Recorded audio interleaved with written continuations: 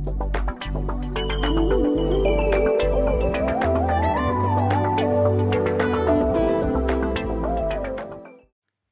berjumpa kembali di kelas Literasi Keuangan dan Investasi. Dalam sesi kali ini kita akan membahas aset kelas berikutnya, yaitu investasi pada sekuritas. Ada beberapa hal yang ingin kita capai dalam pertemuan kali ini. Yang pertama adalah supaya saudara mampu menyebutkan 5 jenis sekuritas utama. Yang kedua, saudara bisa menjelaskan definisi dan fitur keunikan dari masing-masing jenis sekuritas tersebut. Yang terakhir, supaya saudara bisa menjelaskan tingkat risiko dari masing-masing jenis sekuritas tersebut. Kita langsung masuk ke dalam yang pertama, 5 jenis sekuritas utama. Kita akan membahas, pertama namanya bonds atau surat hutang. Ini adalah tanda seseorang atau sebuah pihak berhutang kepada pihak lain. Itu artinya bonds. Nah, tentu yang biasanya berhutang adalah perusahaan ya atau pemerintah.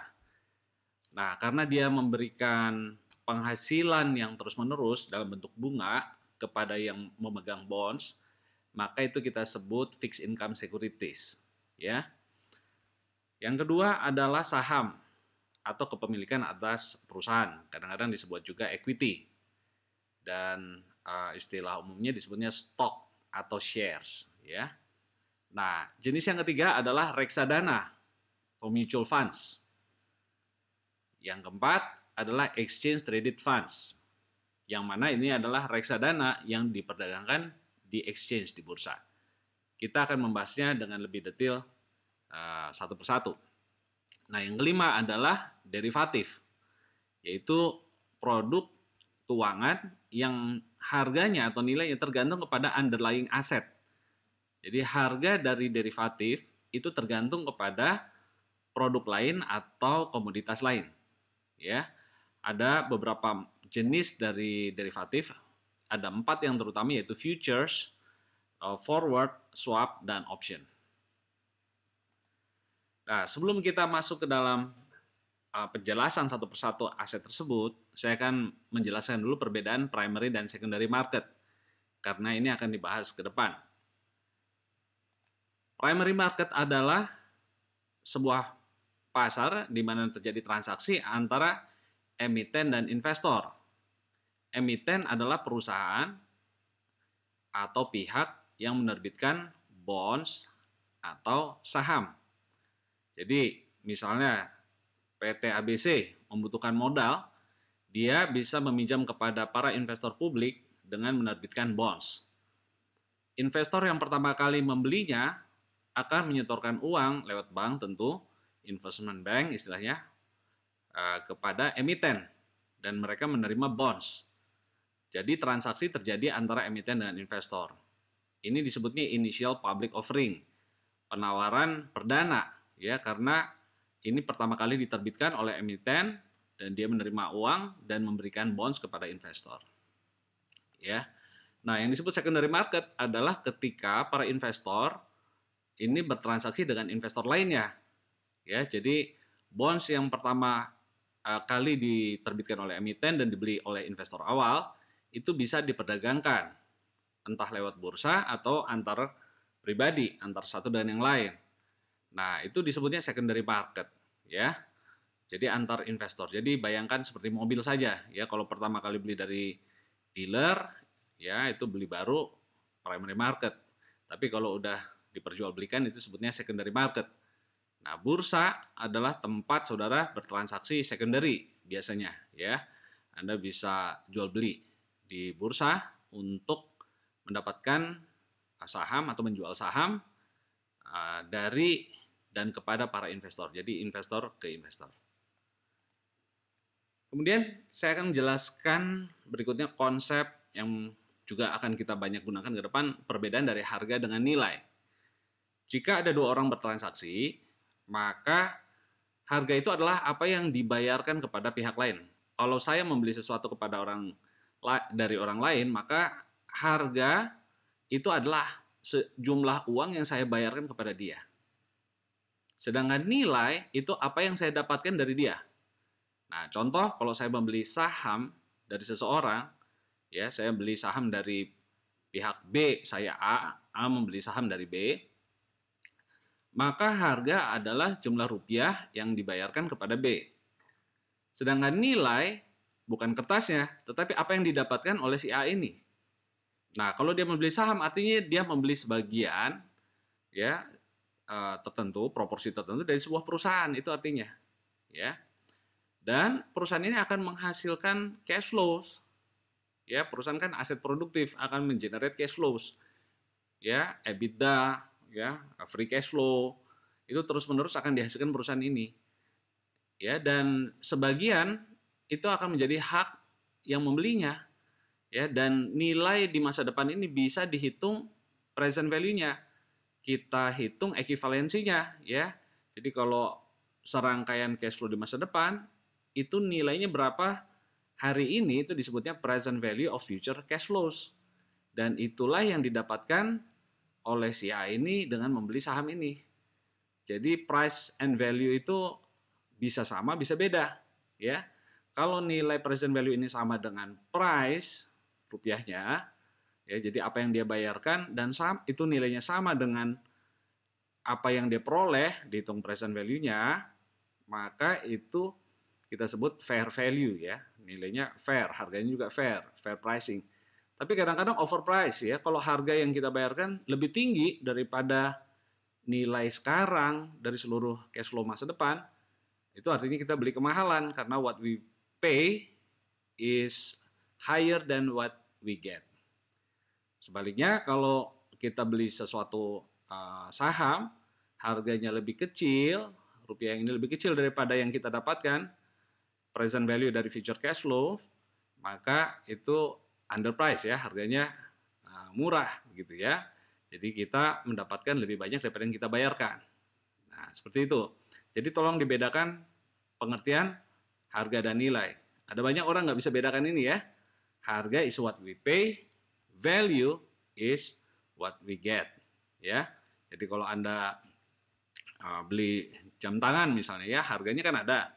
Tapi nilainya buat setiap orang bisa aja beda, ya. Karena apa yang dirasakan, apa yang nilai manfaat didapatkan oleh si pembeli yang disebut value itu bisa saja berbeda satu pembeli dan pembeli lain. Ya, ada yang merasa mendapatkan alat ukur alat ukur waktu, penunjuk waktu yang akurat. Ada lagi yang merasakan mendapat gengsi, ada lagi yang merasakan mendapat nilai nilai untuk kosmetik, penampilan, ya. Nah, jadi bisa macam-macam. Ya, tetapi nilai artinya apa yang kita dapatkan dengan membeli sebuah aset. Jadi, sekali lagi, harga itu apa yang jumlah kita bayarkan, nilai adalah jumlah yang kita terima, present value dari future cash flows yang dihasilkan oleh aset tersebut. Ya, ini berlaku untuk bonds, untuk saham, untuk aset properti juga, ruko misalnya, ya, Anda mendapat uang rental dari ruko itu, ya, Anda bangun, Anda rental. Berarti value-nya adalah future cash flows yang Anda peroleh dan itu bisa dihitung present value-nya, nilai ekivalen hari ini berapa, ya. Baik, kita akan membahas yang pertama, aset sekuritas pertama yaitu bonds yang disebut fixed income securities. Tadi saya sudah jelaskan fixed income securities, artinya ada pendapatan terus-menerus, ya, yang diperoleh oleh pemegang bonds. Nah, salah satu contohnya itu fixed income securities disebutnya obligasi, ya. Obligasi atau bonds ini adalah surat hutang intinya. Jadi sama saja, ya, kalau Anda sebut bonds, obligasi itu sinonim, ya. Dan itu artinya surat hutang. Nah, ini contohnya $1 juta, ya, dengan bunga 7%. Diterbitkan oleh Treasury, ya. Artinya pemerintah Amerika Serikat berhutang $1 juta kepada orang yang memiliki kertas ini, ya, dia kasih kertas ini, bonds ini atau obligasi ini, dan akan membayar bunga 7,5/8%, ya, setiap tahun, ya, selama 5 tahun ini, 2002 sampai 2007. Nah, ini contohnya, ya. Nah, penerbitnya disebut emiten, itu bisa pihak swasta, korporasi, atau pemerintah. Ya, jadi kalau pemerintah disebutnya government bonds. Kalau swasta atau corporation ya disebutnya corporate bonds. Begitu. Kemudian surat utang negara, ya, itu juga kalau diterbitkan oleh negara, pemerintah, itu ada istilah-istilah yang sudah berlaku umum, ya. Biasanya dibagi berdasarkan jangka waktunya. Jadi kalau yang hutangnya jatuh tempo di bawah 1 tahun, itu disebut surat perbendaharaan negara atau SPN. Kalau di Amerika disebutnya T-bills, ya. Kalau jangka waktunya menengah 2 sampai 10 tahun, di Indonesia disebutnya obligasi negara. Tapi di US disebutnya T-notes.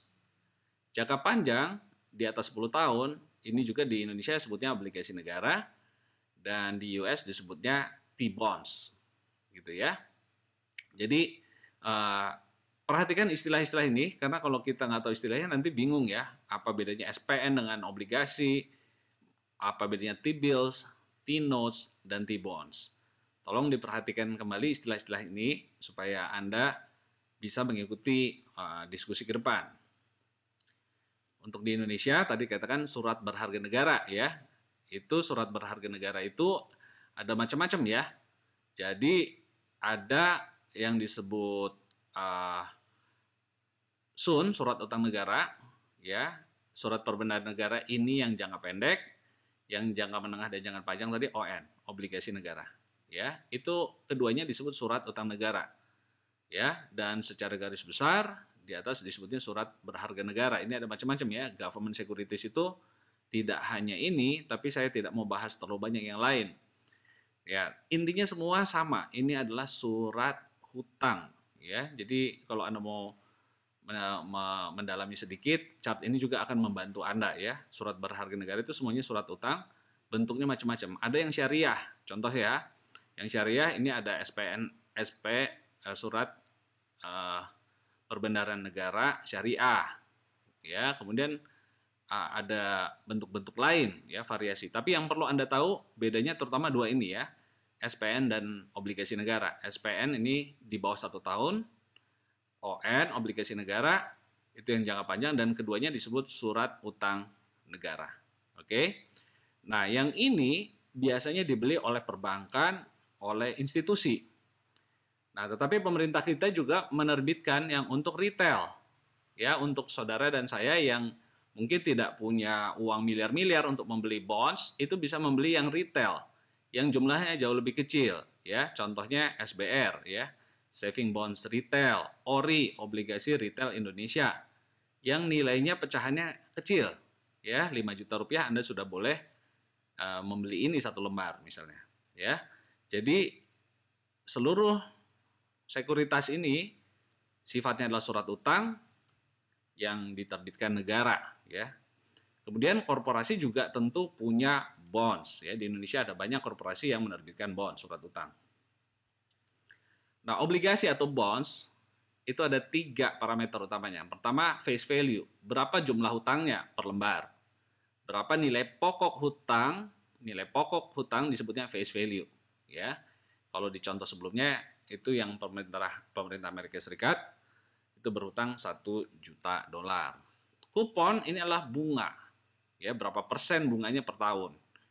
Biasanya kupon dibayarkan 2 kali setahun.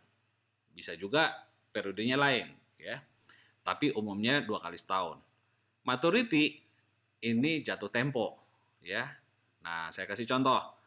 Ini ada sebuah bonds, ya, yang face value-nya 1 juta, kuponnya 10%, alias 10% dari 1 juta ini, 100.000 per tahun. Misalnya, maturity-nya 10 tahun, ya, jadi jatuh temponya 10 tahun, maka cash flow-nya akan kelihatan seperti ini. Hari ini itu selalu tahun ke-0, right now itu tahun ke-0 ya, kalau di dunia investasi. Hari ini Anda beli harganya 1 juta, 1000 K ya, adalah uang keluar. Jadi kalau ke bawah ini minus ya, uang yang keluar dari dompet Anda.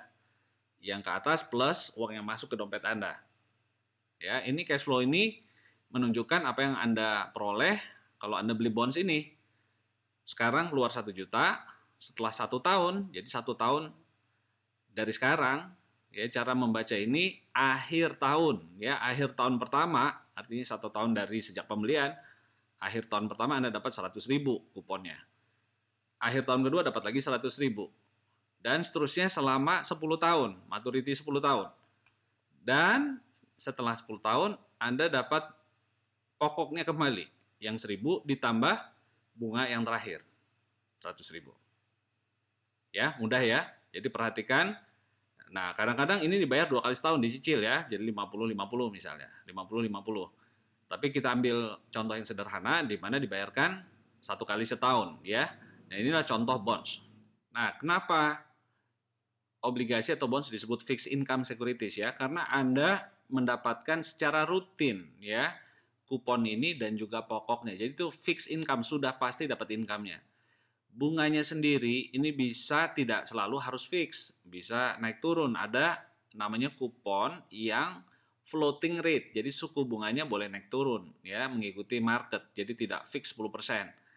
Ya. Nah, surat berharga obligasi disebut fixed income bukan karena bunganya fix, tapi karena setiap periode sudah pasti Anda terima kupon dan sudah pasti pokoknya dibayar. Fixed income. Jumlahnya bisa fixed rate jumlahnya kuponnya atau floating rate ya. Jadi fixed income securities ada dua jenis. Fixed income securities atau bonds, ada yang fixed rate suku bunganya tetap dan ada yang floating rate ya, bunganya bisa naik turun. Nah, ini tolong diperhatikan supaya jangan tertukar-tukar istilahnya ya antara fixed rate dan fixed income securities. Kita akan melihat karakteristik dari bonds ya, di mana nilai obligasi itu mengikuti perubahan suku bunga di pasar. Kalau suku bunga di pasar naik dibandingkan saat Anda membeli bonds pertama kali, maka harga bonds itu akan turun. Dan sebaliknya. Ya, kenapa demikian? Saya berikan contohnya. Contoh bonds yang tadi, bond A ya, di mana face value-nya 1 juta dan kupon 10%, jadi 100.000 setahun ya. Ini 100.000 setahun dan Anda akan terima 1.100.000 nanti waktu jatuh tempo. Jika setelah beberapa waktu, katakan 3 tahun, terbit bond lain dan dia memberikan kupon lebih tinggi, 20%, katakan face value-nya sama dan maturity-nya juga sama 10 tahun, tapi kupon dia 20%. Kenapa? Karena pada saat tahun ketiga ini, akhir tahun ketiga, sejak bond A diterbitkan, bond ini baru terbit lagi, suku bunga di market sudah bukan 10%, tapi sudah naik ke 20%. Jadi, dari sini kita tahu bahwa orang yang membeli pada saat ini, ya, dan menyimpan bond ini sampai 10 tahun, akan mendapat yield, akan mendapatkan income sebesar 20% setahun sampai jatuh tempo, istilahnya yield to maturity. Jadi si pembeli bond B ya itu akan mendapat yield income 20% karena kuponnya 20%. Nah, jadi kalau ada orang yang pemilik bond A mau menjual kepada siapapun, nggak harus kepada pemilik bond B, dia mau jual di tahun ketiga ini, akhir tahun ketiga dia mau jual, dia tidak akan harganya 1 juta lagi bonds ini. Tapi harus turun. Kenapa? Karena bunga yang didapatkan di sini 100.000, sedangkan di sini 200.000 rupiah. Ya. Jadi nilai pasar di bond B akan turun setengahnya jadi 500.000. Kenapa demikian? Supaya bunga 100.000 yang diberikan oleh emiten bond A tadi itu memberikan yield yang sama dengan orang lain pada saat itu. Semua orang lain yang punya bond saat itu kan bunganya 20% kalau dipegang sampai jatuh tempo. Jadi kalau orang membeli ini dengan harga 500.000, maka dia akan mendapat yield yang sama 20%, yaitu 100.000 bunganya tiap tahun. Ya. Dan modal awal yang dia beli di sini hanya 500.000. Betul ya? Jadi dari 500.000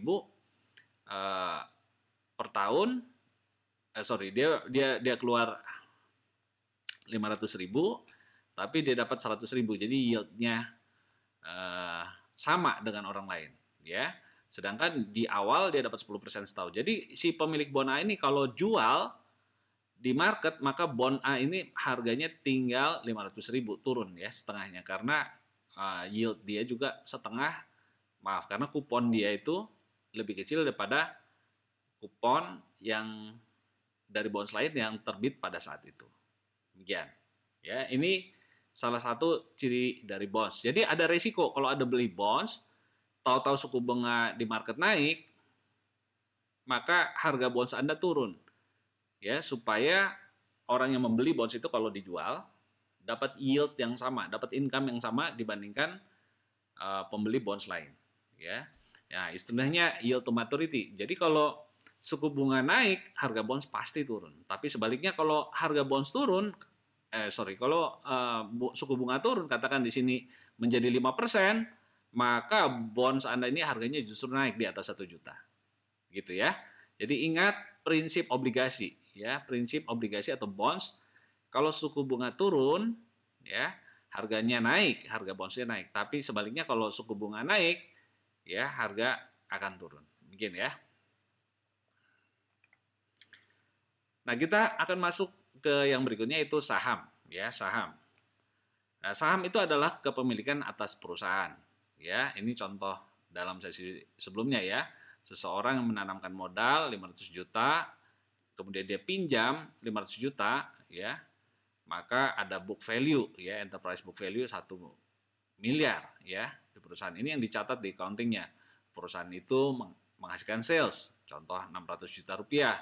Kemudian pengeluaran cash, ya, biaya produksi, bahan baku, upah, katakan 50%, gross marginnya, berarti biayanya 300 juta, untungnya 50% dari situ.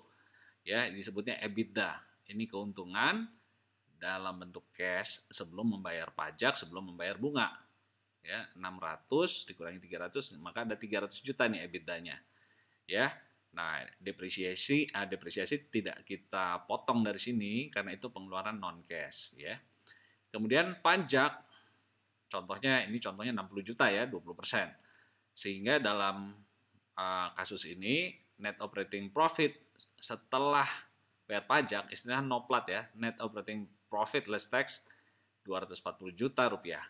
Ya, kemudian dia reinvest kembali ya untuk pengeluaran modal ya, capex ya, untuk beli meja baru, kompor baru atau mengganti yang rusak, sehingga tersisa free cash flow 140 juta.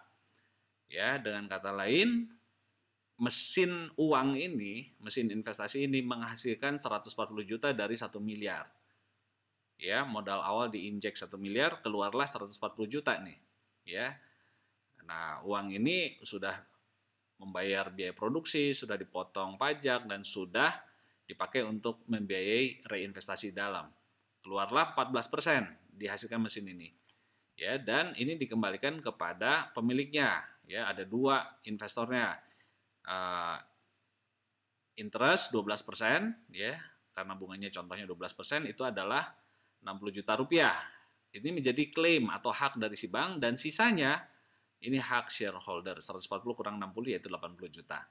80 juta ini kalau dikembalikan semua itu namanya dividen, ya. Tapi kalau di-keep di restoran juga boleh, ya, untuk operasi restoran. Tapi ini adalah hak dari si shareholder, ya.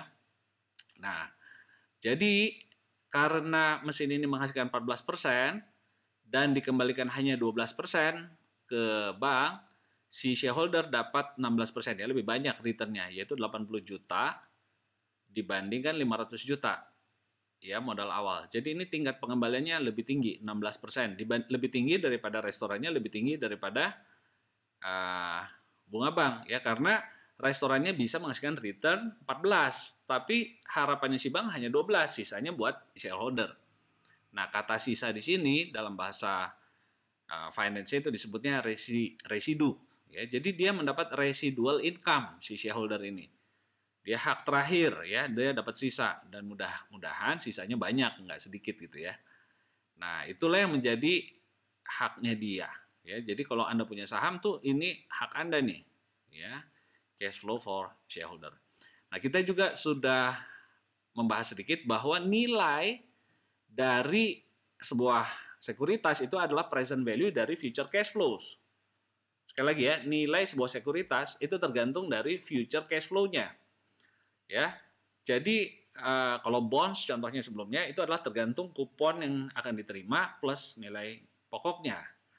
Tetapi untuk saham, maka kita akan melihat nilai restoran ini keseluruhannya, ya, termasuk utang dan shares, ya, itu disebutnya enterprise.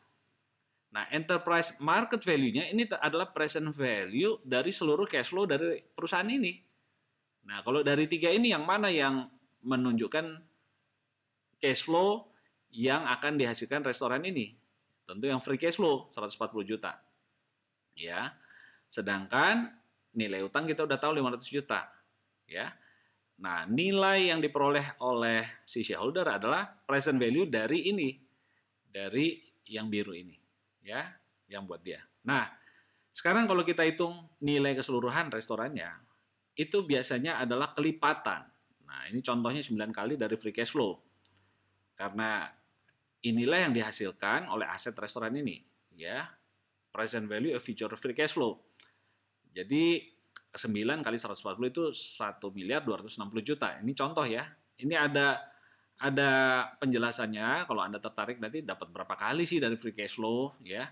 Tapi Anda nggak usah terlalu pusing dulu untuk sekarang ya. Nah, tapi valuasinya ini contohnya 1.260 juta rupiah ya, 1.260 juta rupiah nilai seluruh restoran ini. Nilai debt-nya 500 juta.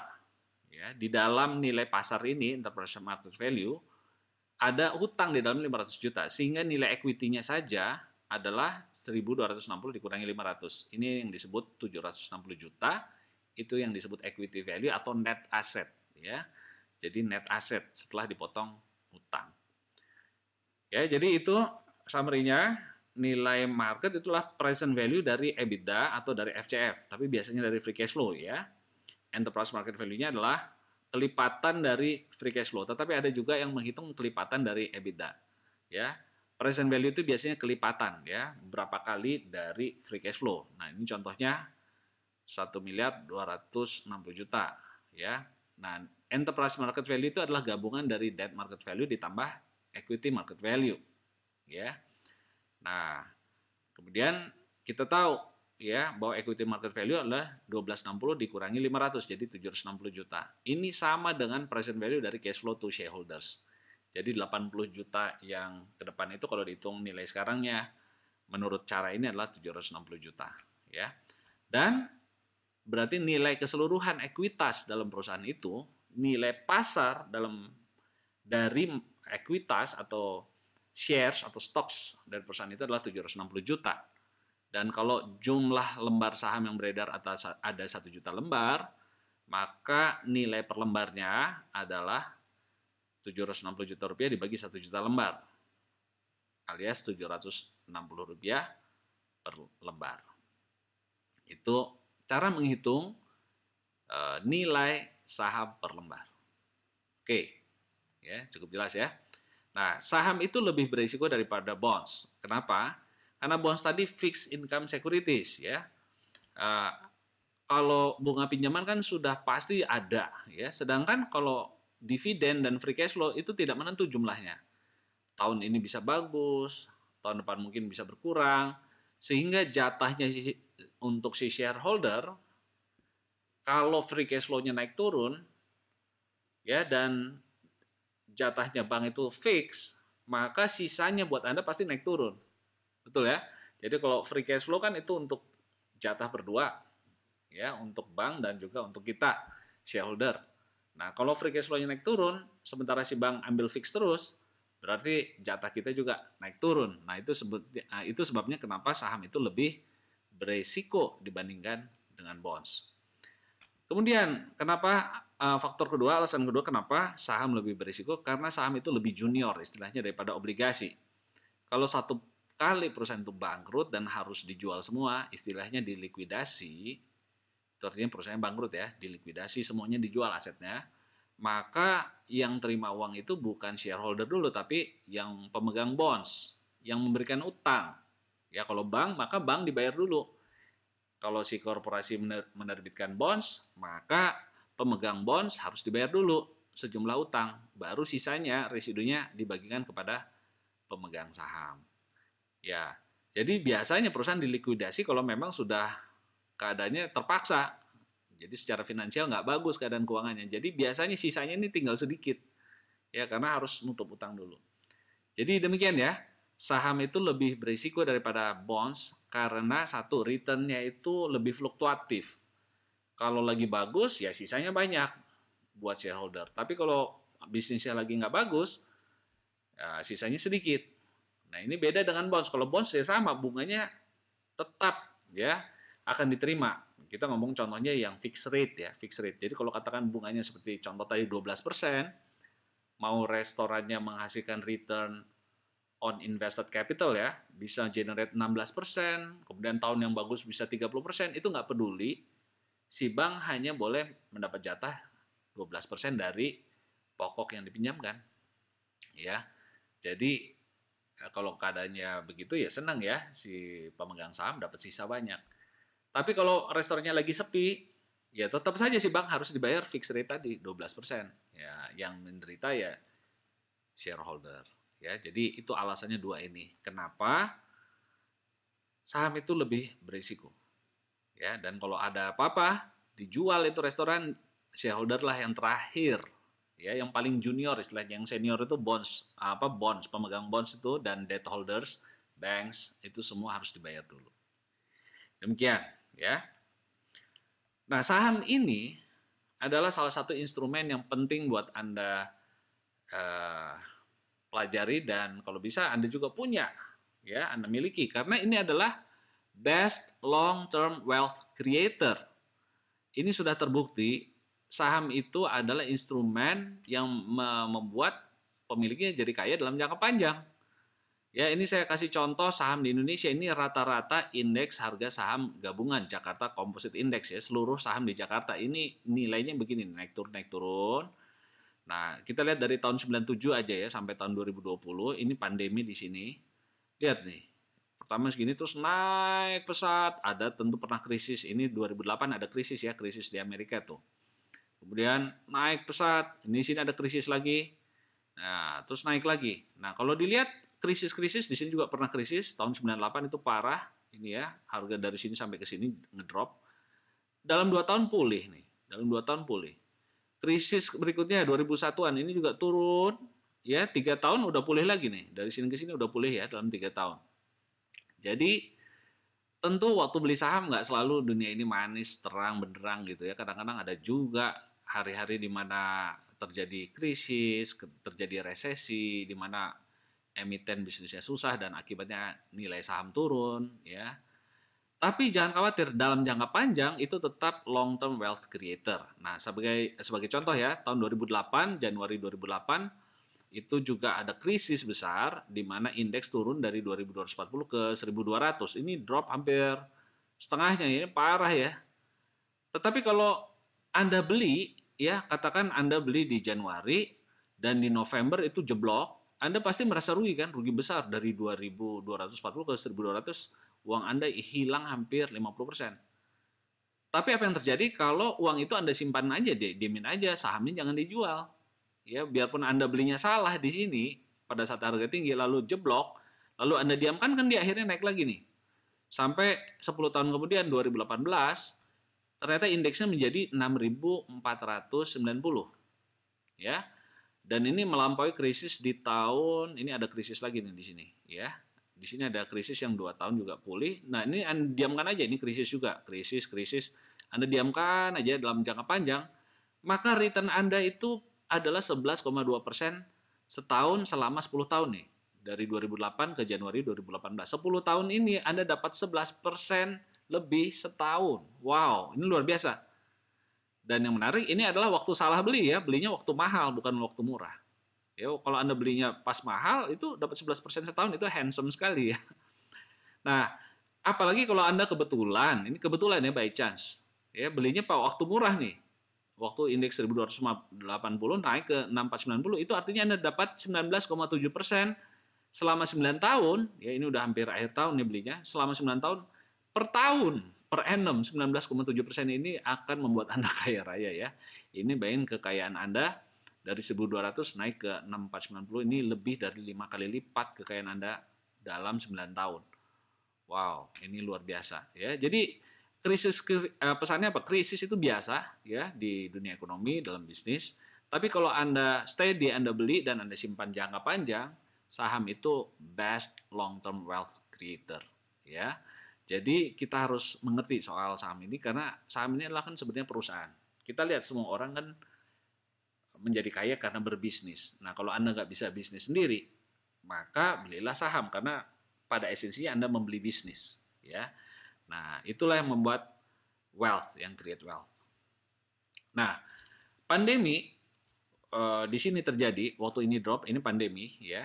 Kalau Anda beli saham waktu setelah pandemi ya, pada saat harga-harga jeblok di sini ya, dan waktu itu di THB juga pernah mengadakan seminar ya tentang hal ini. Kalau kita belinya waktu seminar, setelah seminar langsung kita beli ya, karena waktu itu disarankan ya, waktu terjadi krisis harga jadi murah, itu indeks pernah sampai turun ke 3.900 ya, Anda langsung beli pada hari titik terendah, lalu ada keep selama beberapa bulan, di 9 bulan, itu Anda dapat 56,6% dalam 9 bulan, atau kalau disetahun kan 75% returnnya.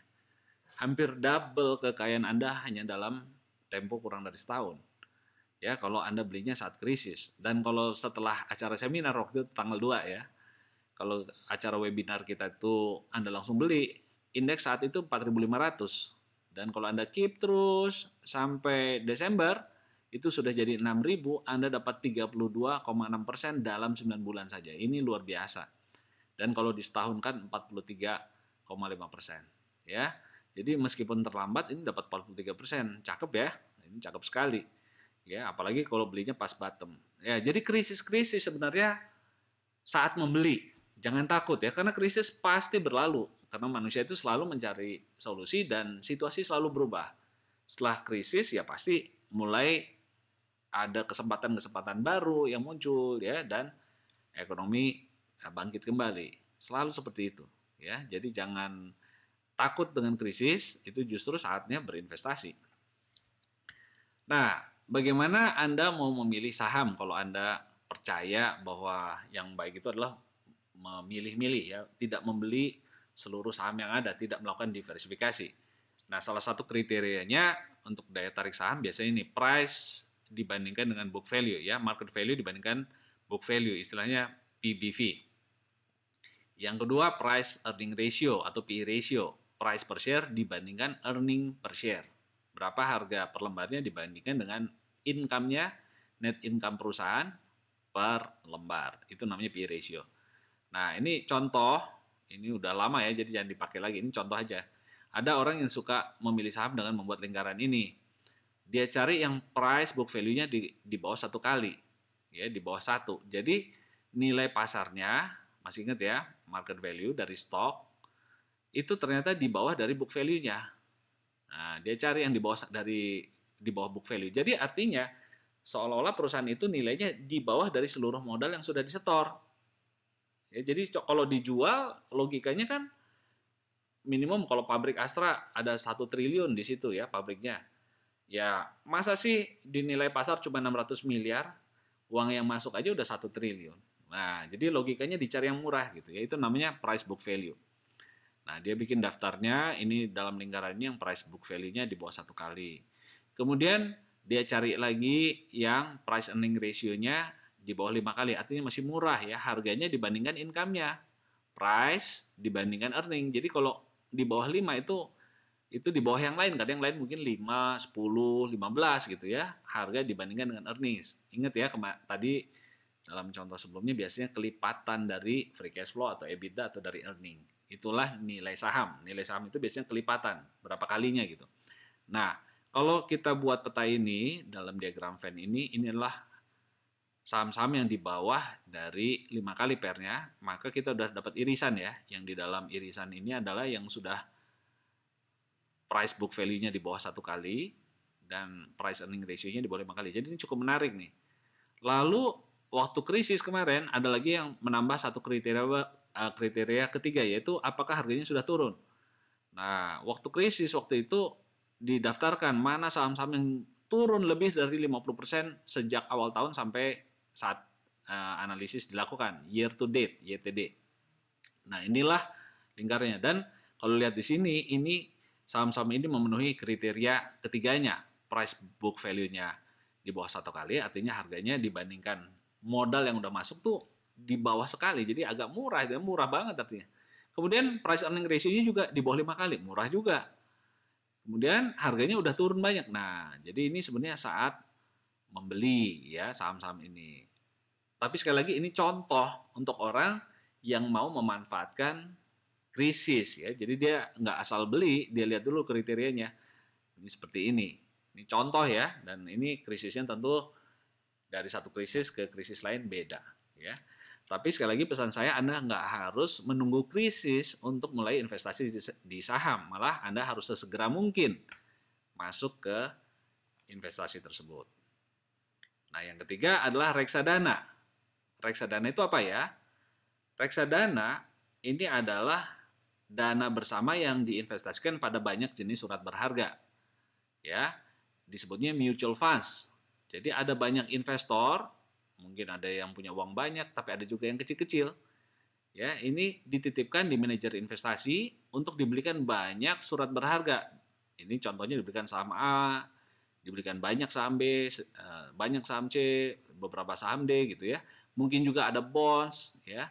Dan ini satu unit kepemilikan dari gabungan ini kita sebut reksadana ya. Jadi dihitungnya per unit ya. Jadi ini mungkin dipecah nilainya berapa gitu ya, dipecah jadi sekian lembar ya, sekian unit. Jadi Anda bisa membeli satu unit ya. Membeli satu unit ini artinya sudah membeli banyak aset ini ya, dan itu dikerjakan oleh manajer investasi. Dia mendapatkan fee biasanya 1,5% ya dari nilai yang Anda titipkan ya. Jadi kalau Anda titipkan 1 juta, maka Rp15.000 jasanya dia untuk mengelola uang Anda membeli ini, begitu ya. Seperti itu.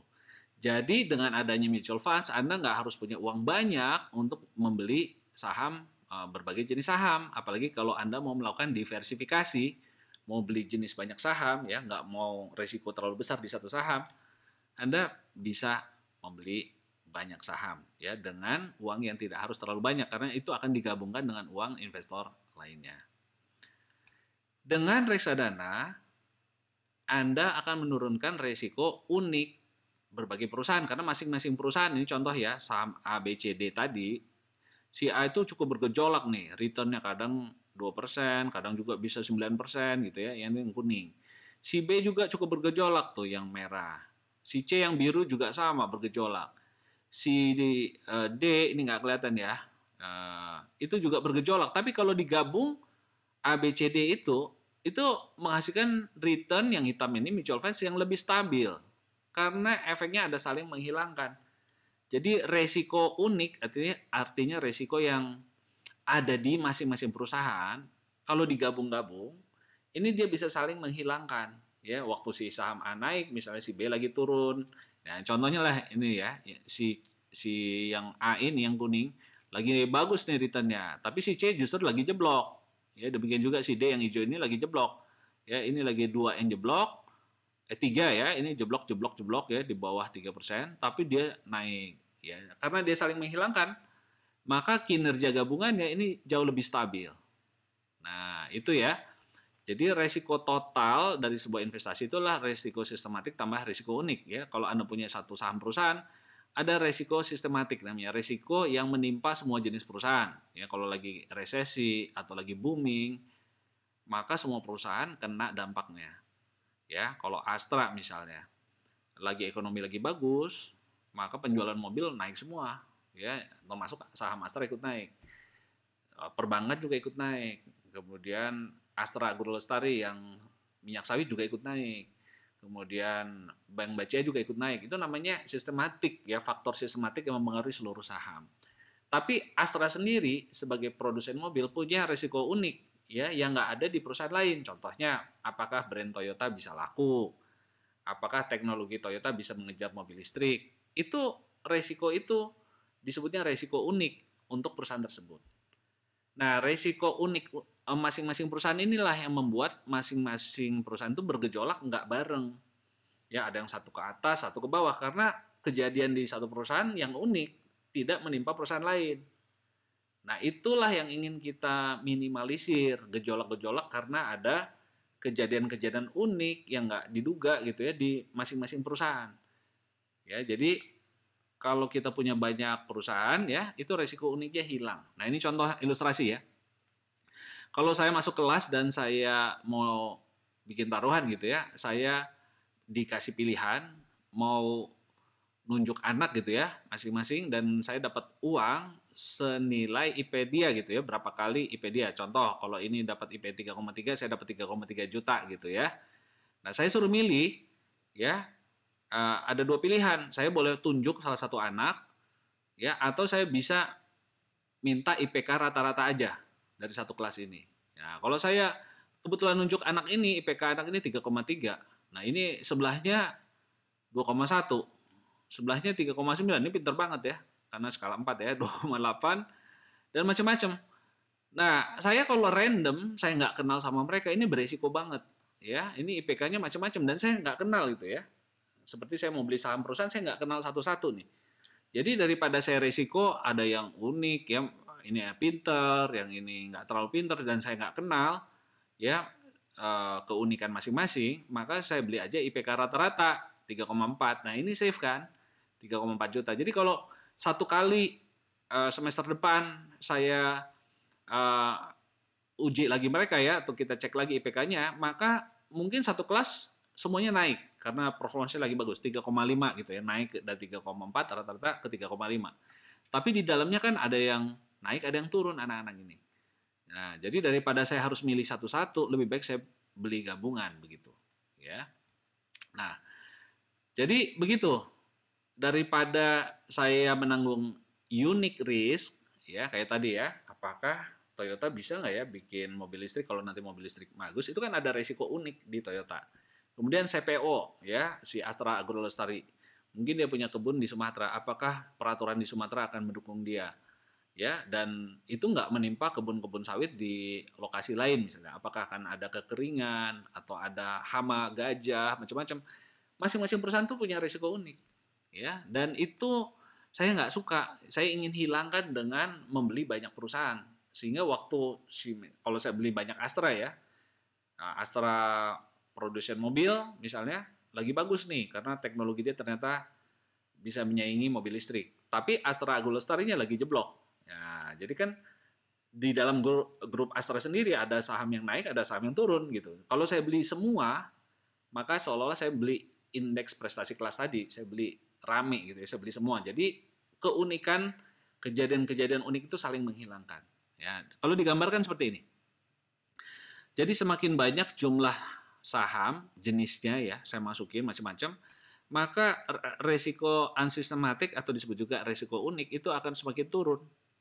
Ya, karena saling menghilangkan kejadian di satu perusahaan, saling menghilangkan dengan kejadian di perusahaan lain efeknya ya. Jadi tersisa tinggal market systematic risk, di mana kita hanya menanggung resiko yang menimpa seluruh perusahaan. Ya, jadi kadang Indonesia mengalami krisis ya, kayak pandemi misalnya, semua orang turun ya, kegiatan ekonomi itu menimpa semua sektor. Nah, tinggal resiko itu aja, tapi pada saat pertumbuhan ekonomi lagi bagus misalnya, ya, maka itu akan mendapatkan benefit dari pertumbuhan ekonomi, semua jenis perusahaan mendapat itu. Ya, jadi tinggal sistematik risknya dan resiko keunikan masing-masing perusahaan itu sudah bisa dihilangkan dengan melakukan diversifikasi. Nah, kalau Anda punya uang dan membeli reksadana, Anda telah melakukan diversifikasi. Dan Anda nggak perlu banyak modal untuk beli banyak jenis saham ini, karena Anda bisa menitipkannya di manajer investasi untuk digabungkan dengan dana dari investor lainnya. Itu yang disebut reksadana. Oke? Nah, dengan diversifikasi, maka maka rasio perbandingan antara expected return dengan risk akan semakin bagus. Nah, ini contohnya seperti ini ya. Bintik-bintik ini adalah masing-masing saham. Ke kanan ini adalah risiko, ke atas adalah expected return. Nah, ya. Jadi ini saham A ada di titik ini misalnya. Ini saham B, ini saham C, saham D ya. Jadi kita lihat risikonya ada, expected return-nya ada. Nah, kalau saya beli satu saham, maka saya akan membeli salah satu dari titik ini. Ya, contoh saham A, ini risikonya 0,2 sekian. Ya, volatilitasnya atau standar deviasinya. Ya. Nah, dia memberikan expected return tertentu. Tapi kalau saya gabung saham ini dengan saham-saham lain, maka expected return-nya nggak turun, tetap di tingkat ini ya, sama mutual funds ya, reksadana ya, karena saya gabungkan, tapi resikonya akan turun. Resikonya turun, jadi tinggal segini. Jadi mending beli mana? Beli satu-satu atau beli yang mutual fund? Ya beli mutual fund lah, karena dengan mendapatkan expected return tertentu, Anda bisa mengurangi resikonya. Jadi resiko ini dikurangi sampai ke sini, dari sini ke sini, ya sementara expected return-nya nggak turun. Demikian juga di sini ya, daripada Anda beli satu di sini, kalau Anda gabung-gabung dengan banyak perusahaan lain, bisa jadi ini turun ke sini resikonya. Ya.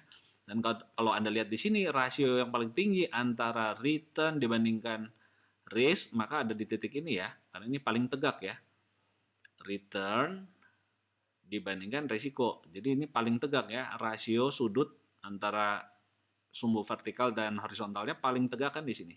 Kalau di sini udah turun lagi, jadi si biru ini udah turun ya, dan ini agak ke bawah. Jadi makin ke bawah garisnya itu makin jelek ya. Contohnya di sini, ini jelek ya. Ini risknya besar tapi returnnya kecil. Seperti itu ya. Jadi semakin tegak semakin bagus. Nah, diversifikasi ini membuat portfolio Anda semakin ke kiri atas ya, semakin tegak gitu. Mutual funds membuat risikonya turun dan expected return-nya bisa tidak menurun ya. Tanpa mengurangi expected return, Anda bisa mengurangi risiko sehingga perbandingan di antaranya jadi lebih bagus. Ya, ini kalau Anda masih ingat ini namanya Sharpe ratio. Nah, reksadana sendiri ada macam-macam. Ada yang namanya reksadana pasar uang, ya, reksadana fixed income, reksadana saham, dan campuran. Nah, risikonya beda-beda. Pasar uang itu paling nggak ada risiko. Ya, bunganya juga kecil, biasanya di bawah 5%. Reksadana, ya ini bukan bunga ya, hasilnya, yield ya, returnnya. Kemudian reksadana fixed income, ya ini antara 5-8% biasanya. Untuk kondisi sekarang ya, tentu ini bisa fluktuatif sedikit. Kemudian reksadana saham berarti isinya banyak jenis saham, itu bisa 13, 14, 15% returnnya. Ya, campuran ini antara fixed income dengan saham, jadi dia antara 8-12%. Ya, dan risikonya ke sana semakin besar, expected return juga semakin besar. Ya, reksadana pasar uang ini cocok kalau Anda punya dana ya jangka pendek. Jadi semakin tinggi resiko, masih ingat diskusi dalam beberapa pertemuan lalu ya, bahwa semakin besar resiko artinya sebarannya akan kadang di bawah, kadang di atas banget gitu returnnya. Sehingga Anda butuh banyak attempt ya, banyak periode untuk mendapatkan expected return. Jangka pendek Anda belum tentu bisa dapatkan nilai return yang kalau dijumlah rata-ratanya sesuai expected return. Bisa aja di bawah terus sementara ini. Tapi kalau digabung dalam jangka panjang, maka Anda mendapatkan expected return ini. Ya, jadi untuk mendapatkan expected return butuh waktu yang lebih panjang, yang di sini yang lebih beresiko. Ya, sedangkan yang di sini yang sebelah kiri kan dia kurvanya itu bell-nya tuh lebih ngumpul. Ya, selisih-selisih nggak jauh dari situ. Jadi kapanpun Anda investasi walaupun cuma sebulan, walaupun cuma 2 bulan, return-nya ya nggak jauh-jauh dari situ. Ya, sedangkan kalau saham mungkin tahun ini minus, tapi tahun depan bisa untung. Ya, jadi kita harus ngerti ini supaya bisa menyesuaikan. Jadi kalau reksadana pasar uang ini untuk investasi di bawah setahun cocok. Antara 1-3 tahun bisa beli bonds ya, reksadana bonds. Kemudian kalau di atas 3 tahun belilah yang campuran. Dan kalau untuk yang saham ini harus uang dingin ya, uang yang memang tidak mau dipakai untuk bayar uang kuliah, bayar uang menikah gitu ya, yang jangka waktunya di atas 5 tahun. Oke ya, jadi ini tersedia di Indonesia dan Anda kalau ke bank daripada simpan di tabungan atau deposito, kalau ada waktu misalnya 6 bulan atau 3 bulan, coba tanya ada reksadana pasar uang nggak? Dan belilah itu daripada masuk tabungan. Daripada masuk tabungan, hasil ini jauh lebih bagus ya, selisih 1-2% setahun kan lumayan. Ya, atau 3% bahkan ya. Kalau sekarang sebagai contoh ya, di salah satu bank yang saya suka jadi nasabah di situ ya, saya jadi nasabah di situ, suku bunga tabungannya itu 0,01% kalau nggak salah. Ya, jadi sangat rendah, hampir nggak ada bunganya. Malah kalah sama biaya adminnya. Nah, di sana saya tanya, punya nggak reksadana pasar uang? Ternyata ada. Saya beli, dan hasilnya lumayan, 4-5% setahun. Ya kan jauh dibandingkan tabungan kan? Jauh dibandingkan deposito juga. Deposito di situ cuma 3,5% setahun. Ya. Begitu. Ya, jadi ini Anda perlu mengenal reksadana. Nah, berikutnya saya akan membahas exchange traded funds. Ya, apa itu? Exchange traded funds ini adalah mutual funds reksadana, tapi diperdagangkan, diperjualbelikan di bursa seperti saham. Untuk membeli reksadana, biasanya Anda nggak bisa beli di bursa, tapi Anda harus beli di broker. Ya, beli di broker, dibilang saya atau beli di bank. Ya, saya pengen membeli reksadana A, pengen membeli reksadana B. Ya, jadi Anda harus belinya ke manajer investasi. Ya, bisa lewat broker juga, bisa lewat bank juga. Nah, tetapi itu nggak bisa jual beli dengan cepat. Ya, tergantung si banknya. Si banknya, misalnya si pengelola manajer investasinya eh, seberapa cepat operasinya, biasanya membutuhkan 1 hari ya untuk jual atau beli ya, jadi nggak bisa cepat ya. Kalau Anda bilang uangnya mau masuk pagi ini, siang mau diambil lagi, ya nggak akan selesai, itu nggak mendapatkan benefit gitu. Tetapi reksadana yang diperdagangkan di bursa itu bisa diperjualbelikan cepat, instan ya. Diperdagangkannya di bursa persis seperti saham. Jadi kalau saham kan beli pagi harga 1.000, dijual sore 1.200, sudah untung Rp200. Nah, reksadana sebenarnya harganya juga berfluktuasi kan. Tapi kalau reksadana yang tidak di bursa itu dihitung nilainya harian. Jadi nggak ada hitungan jam-jaman, pagi dibeli, sore dijual, nggak bisa begitu. Dia harus hari ini ya harganya sama terus sepanjang hari. Nah, besok sepanjang hari sama harganya. Besok lagi begitu, hitungannya per hari. Jadi nggak lincah. Ya, belinya juga harus lewat manajer investasi. Ya, mungkin Anda bisa hubungi broker atau lewat bank. Nah, tetapi ETF inilah reksadana yang bisa dibeli di bursa. Ya, jadi kalau Anda biasa membeli saham lewat lewat broker atau lewat aplikasi, ya ini bisa langsung beli reksadana instan, beli pagi, Asia nggak udah naik nih nilai reksadana Anda udah naik, Anda mau lepas sore bisa langsung take profit. Jadi nggak usah nunggu sehari ya. Jadi ini ETF ini penggabungan unsur reksadana dalam hal pengelolaan dana. Jadi dana Anda itu dibelikan banyak aset ya. Jadi bukan satu saham tapi ada banyak di dalamnya. Namanya juga reksadana ya. Beli banyak aset, portfolionya terdiri dari banyak aset dan bisa dijual belikan seperti saham dalam jangka pendek ya. Jadi ETF ini mudah dan fleksibel. Dapat dibeli jual kapanpun selama jam perdagangan seperti saham. Biayanya juga lebih murah, ya, manajemen fee-nya lebih rendah daripada reksadana. Ya, tadi saya sampaikan untuk reksadana 1,5% itu rata-rata per tahun ya, biaya maintenance atau biaya manajemen Anda. Kemudian biaya transaksi ETF di pasar sekunder dengan komisi broker. Ini komisinya kecil ya. Kalau Anda jual beli itu kecil. Kemudian resiko rendah karena likuiditas terjamin. Nah, ini juga salah satu faktor pembedanya. Kalau reksadana Anda mau keluar, Anda mau jual, ini nggak selalu mudah, nggak selalu cepat karena nggak ada bursanya gitu ya. Tapi kalau di sini Anda beli pagi, jual siang, langsung pasti sudah ada pembelinya lagi. Jadi liquid sekali ya kalau Anda beli ETF. Cakupannya luas, memiliki satu ETF artinya memiliki puluhan jenis-jenis saham unggulan. ETF yang ditawarkan juga variatif. Ada yang ETF banyak saham industri A gitu ya. Jadi atau industri B atau yang sangat wide ya, itu bisa ada banyak pilihan ETF. Transparan, informasi mengenai ETF dan saham-sahamnya dapat diakses kapanpun dan dimanapun ya. Jadi itu ada apa aja di dalamnya, saham apa saja di dalam ETF ini bisa diakses ya, terbuka, transparan. Jadi Anda tahu. Sedangkan untuk mutual funds kadang-kadang karena itu gerakannya nggak dipantau harian, ya maksudnya Anda juga jarang orang beli mutual funds setiap hari dicek isinya diganti nggak begitu. Kalau orang beli mutual funds itu agak jangka panjang. Nah, seringkali si manajer investasi sudah mengubah komposisi saham di dalam portfolio dan Anda mungkin nggak tahu, dan kalau mau tahu pun informasinya nggak instan nyarinya karena itu nggak selalu harus dipublish oleh manajer investasinya. Ya, apa saja yang dia lakukan dengan portfolio itu. Memang manajer investasi biasanya memberikan informasi umum ya. Saya akan belikan saham apa saja industrinya ya. Saya akan masuk otomotif berapa persen, masuk perikanan berapa persen, masuk pertanian berapa persen. Hanya indikatif. Tetapi jenis perusahaannya sendiri dia nggak harus jelaskan satu persatu. Ya.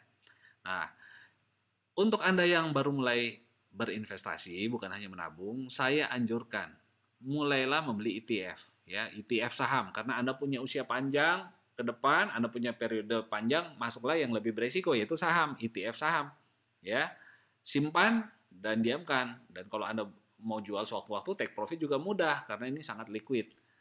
Ya, jangan simpan uang Anda di tabungan atau deposito. Ya, minimum sekali belilah reksadana pasar uang. Itu minimum banget kalau jangka pendek ini uang ini ada uang nganggur. Ya, kalau ada uang nganggur sekali lagi ya. Ini gambar yang sebelumnya ini penting Anda kuasai. Kalau ada uang nganggur, pesannya masukkan ke sini kalau kurang dari setahun, ya. Sedangkan kalau Anda punya horizon investasi jangka panjang, ya, uang Anda belikan reksadana atau lebih mudah lagi beli ETF. Begitu ya, ETF saham. Demikian penjelasan saya. Jadi ini harusnya Anda sudah mulai dapat gambaran ya, bahwa sangat didorong Anda mulai dari ETF atau beli reksadana ya. Nah, kalau Anda beli bonds ini resikonya udah bertambah. Ya, kalau Anda beli beberapa saham itu lebih berisiko lagi. Dan yang terakhir, kalau Anda beli derivatif sangat-sangat berisiko. Saya tidak pernah menganjurkan mahasiswa untuk membeli ini kecuali Anda profesional di bidang keuangan, tahu gunanya apa. Ya, tahu gunanya derivatif. Ya, jadi mulai dengan yang sederhana, low risk, beli ETF, ini nggak susah juga, mudah dan nggak terlalu berisiko, ya. Apalagi kalau Anda punya dana jangka panjang. Ya, kalau Anda punya uang nganggur tadi masukkan reksadana pasar uang, ya. Kalau udah jangka panjang beli ETF atau reksadana yang campuran lah minimum, ya. Lebih bagus kalau beli yang saham. Jadi semakin ke bawah ini risiko semakin besar. Ya, kenapa tadi bonds lebih aman dibandingkan saham? Mudah-mudahan Anda masih ingat ya. Karena bonds itu fixed income securities. Sudah pasti dibayar bunganya, sudah pasti dibayar pokoknya. Sedangkan untuk saham, ya belum tentu untungnya ada, belum tentu untungnya besar. Ya, karena dia sifatnya junior dan mendapatkan cash flow residu terakhir. Demikian, saya akan menjelaskan secara singkat bagian terakhir, aset kelas terakhir yaitu derivatif. Saya akan membuat video yang lebih lengkap tentang derivatif terpisah, tapi kali ini saya jelaskan secara singkat saja apa itu produk derivatif. Produk derivatif adalah produk turunan, namanya juga derivatif, yang harganya nilainya tergantung kepada aset lain. Ya, tergantung kepada aset lain. Dalam video derivatif, penjelasan tentang derivatif ini akan dijelaskan dengan lebih rinci. Ya, jadi itu adalah sebuah sekuritas yang nilainya ditentukan aset lain. Itu adalah sebuah kontrak bilateral artinya dua pihak, atau perjanjian penukaran pembayaran yang nilainya diturunkan atau berasal dari produk yang menjadi acuan, underlying asset. Jadi kontrak derivatif ini bisa diperjualbelikan, dan harga kontraknya ini, nilai kontraknya ini tergantung aset lain. Nah, underlying asetnya apa? Bisa bonds, bisa saham, bisa indeks, bisa komoditi, ya, bisa CPO, ya, bisa minyak, oil, bisa apa lagi? Ya, komoditi ada banyak ya, emas, kopi, ya, semua bisa ada derivatifnya. Ya, jadi bonds, saham, indeks, komoditi itu underlying asetnya. Kemudian kita bisa membuat kontrak jual beli ini yang menjadi kontrak derivatif. Nah, kemudian kita akan bahas sedikit jenis-jenis derivatif. Ya, yang pertama adalah forward. Forward ini adalah suatu kontrak antara dua belah pihak untuk menjual atau membeli sesuatu aset di waktu yang akan datang pada harga yang telah ditetapkan sebelumnya. Misalnya, pabrik mau membeli gandum dari petani, pabrik tepung membeli gandum dari petani. Dan panennya masih 6 bulan dari sekarang. Nah, mereka bisa membuat kontrak harganya berapa ya? 1 juta per ton misalnya. Itu sebagai contoh ya, bahwa mereka sepakat akan jual beli untuk harga tertentu di masa akan datang. Itu namanya forward. Nah, underlying asetnya dalam contoh itu adalah gandum. Ya. Nah, futures adalah kontrak standar yang diperdagangkan pada bursa berjangka untuk membeli atau menjual aset acuan dari instrumen keuangan ya atau instrumen lainnya pada suatu tanggal di masa akan datang dengan harga tertentu. Jadi futures ini bisa juga futures kopi misalnya ya. Ini adalah seperti forward tetapi kontraknya sudah standar. Ya, kalau ini kan antara dua pihak, misalnya pabrik A dengan petani B. Tetapi kalau kita membuat sebuah kontrak gandum itu standar, misalnya harus 1 ton, deliverynya 6 bulan dari sekarang. Nah, kontrak itu bisa diperjualbelikan antar banyak pihak, nggak hanya antara dua pihak. Nah, kalau kontraknya standar dan bisa diperjualbelikan antara banyak pihak, itu kita sebutnya futures. Ya, jadi sebenarnya sama dengan forward, cuma kalau forward itu hanya dua pihak saja, bilateral. Tapi kalau futures ini bisa diperjualbelikan, misalnya pabrik A beli futures, lalu dijual ke pabrik B futuresnya bisa, yang membutuhkan gandum juga. Nah, si pabrik B bisa jual lagi ke pabrik C di bursa, ada bursanya. Jadi kontrak tadi bisa diperjualbelikan. Misalnya si pabrik A udah nggak butuh gandum lagi, ya dia bilang ngapain ya saya beli, saya jual aja kontrak for pembelian itu, ya yang sebelumnya disebut forward. Kalau forward nggak bisa diperjualbelikan, ini kontrak yang harus didelivery antar petani dengan si petani B dengan si A. Sedangkan dalam futures itu bisa diperjualbelikan. Jadi dari si A ke pabrik B, ke pabrik C, atau bahkan dijual lagi ke si petani. Kalau si petani bilang, saya nggak jadilah mau jual ke dia, ya dia kan udah sempat terima uang tuh, jual ya, dia tutup lagi posisinya. Ya, itu namanya futures. Kontrak standar intinya. Yang ketiga option. Nah, kalau ini hak, tidak harus wajib jual beli. Kalau di forward ini kan harus jual beli, futures juga harus jual beli ya. Jadi pada hari jatuh temponya itu harus di-deliver barangnya, uangnya harus dibayarkan. Sedangkan option inilah kontrak di mana salah satu pihak menyetujui untuk membayar premi kepada pihak lainnya untuk satu hak, bukan kewajiban untuk membeli sesuatu atau menjual sesuatu kepada pihak lainnya. Jadi kalau di sini adalah kewajiban, ya, kalau nanti sudah jatuh tempo pada waktu yang disepakati, katakan 6 bulan dari sekarang, itu harus ya jual belinya. Tapi kalau option itu boleh dieksekusi, boleh enggak. Contoh gini, jadi ada option namanya call option ya, hak membeli. Nah, katakan seorang petani bilang saya terbitkan option deh, ya. Option ini harganya katakan 100.000 rupiah, ya. Orang yang membeli option ini berhak membeli gandum nanti seharga 1 juta rupiah. Itu namanya exercise price. Ya, exercise price. Jadi harga optionnya sendiri 100.000 rupiah. Orang yang membeli option ini berhak membeli gandum saya seharga 1 juta rupiah. Harga exercise namanya. Kalau di exercise, jadi kalau haknya dipakai. Hak membeli itu dipakai. Namanya di exercise. Nah, katakan si pabrik A beli option ini. Nah, kalau nanti harga harga gandum 6 bulan dari sekarang harganya jadi 1.300.000, maka si pembeli option tadi kan untung, dia hanya bayar 100.000, sekarang dia boleh beli seharga 1 juta, berarti modal dia adalah 1.100.000. Sedangkan di market harga gandumnya 1,3 juta. Nah, dia untung membeli si option ini. Tapi kalau option membeli tadi katakan sama harganya 1 juta rupiah exercise price-nya, tetapi kemudian pada hari H 6 bulan dari sekarang harga gandumnya tadi turun ke 800.000 rupiah, maka nggak ada untungnya buat si pabrik mengexercise option tadi. Ya, jadi hangus, uang 100.000-nya hilang, dia udah sempat beli itu, hak membeli itu hangus. Ya, jadi itu beda dengan futures. Kalau futures kan harus transaksinya jual beli.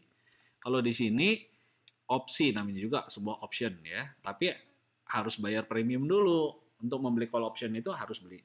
Ada lagi namanya put option ya. Put option itu lawan dari call option, hak menjual pada harga exercise tertentu. Oke, Anda lihat video lain.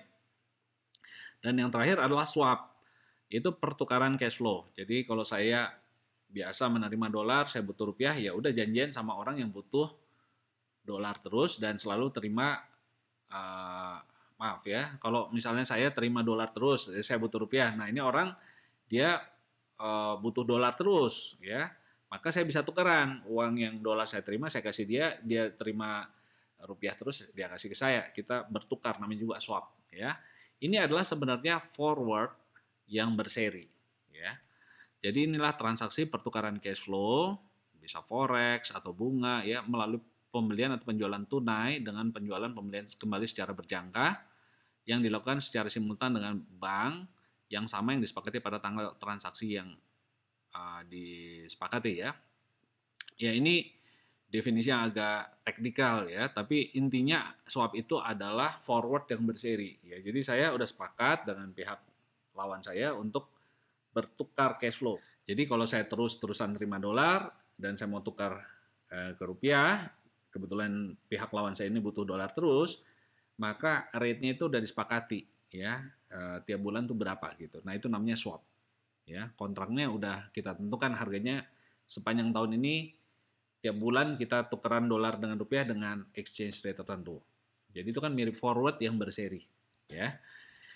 Nah, itulah jenis-jenis derivatif, dan saya tidak menyarankan Anda membeli ini karena ini adalah sebenarnya proteksi atau hedging istilahnya, ya, alat untuk hedging, untuk mengurangi resiko kalau Anda seorang yang punya resiko, ya. Jadi contoh, kalau Anda petani, ya, ingin kepastian harga jual, Anda pabrik, ingin kepastian harga beli bahan baku, Anda eksportir, ingin kepastian nilai tukar rupiah ke dolar, Anda importir, ingin juga kepastian nilai tukar yen ke yuan ke rupiah, ya, itu barulah Anda menggunakan instrumen ini.